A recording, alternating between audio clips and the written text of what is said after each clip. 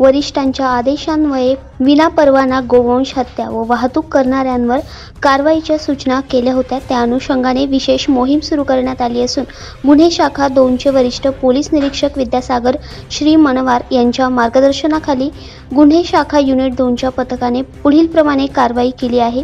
मिळालेल्या माहितीनुसार अंबड पोलीस ठाणे हद्दीत दिनांक 19 सप्टेंबर 2024 रोजी पाथर्डी फाटा राणेनगरकडे जाणाऱ्या सर्व्हिस रोडने महिंद्रा कंपनीची गाडी काळी ताडपत्रे असलेली आणि त्यामध्ये गोवंश जातीचे जनावरे कत्तलीसाठी घेऊन जात असल्याबाबतचे खात्रीलायक माहिती मिळाल्याने पथकाने सापळा रचून वाहन क्रमांक MH43 AD 4951 या वाहनाची तपासणी केली असता चालक अनिल बाळू मुर्तडक राहणार वाडीवरे दत्त मंदिर मळ्यात तालुका इगतपुरी यांची चौकशी केली असता सदरील वाहनात पाठीमागे 2 इसम बसलेले 1 गाय व 2 वासरू असे मिळून आले आहेत।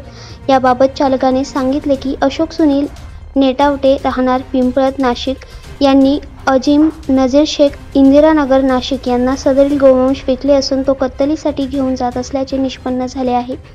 पोलिसांनी एकूण मुद्देमाल 3,60,000 असा जप्त करून पुढील कारवाईसाठी अंबड पोलीस ठाण्यात गुन्हा कामीवर करण्यात आला आहे। सदरची कामगिरी वरिष्ठ पोलीस निरीक्षक विद्यासागर श्री मनवार यांच्या मार्गदर्शनाखाली समाधान हिरे, गुलाब सोनार, राजेंद्र घुमरे, यशवंत बेंडकोळी, नंदकुमार नांदोडीकर, संजय सानप, प्रकाश बोडके, मनोहर शिंदे, अतुल पाटील तसेच चंद्रकांत गळवी, प्रकाश महाजन, योगेश रेवगडे, वाल्मिक चव्हाण या पथकाने उत्कृष्टरित्या कामगिरी पार पाडली आहे।